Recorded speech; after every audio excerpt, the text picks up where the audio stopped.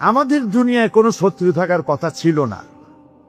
লক্ষ্য করুন, খুব বেশি লক্ষ্য করে কথা শুনবেন, তাহলে বুঝতে সুবিধা হবে। আলহামদুলিল্লাহ বলে, আমাদের পৃথিবীতে কোনো শত্রু থাকতো না যদি আমরা শুধু মসজিদ নিয়ে পড়ে থাকতাম, যদি আমরা শুধু জিকির আজগার করতে থাকতাম, যদি আমরা শুধু জসনা জলুস আর গিয়ারা শরীফের মধ্যে নিজেদেরকে লিপ্ত করে রাখতাম, আমাদের কোনো শত্রু থাকতো না। আমাদের শত্রু হলো কেন? শত্রু হয়েছে এই জন্য আমরা সাংস্কৃতিক অঙ্গনে ভাগ বসাইছি, আমরা রাজনীতির কলিজার মধ্যে হাত ঢুকিয়ে দিয়েছি, আমরা অর্থনীতি সমাজনীতির মধ্যে ঢুকে পড়েছি।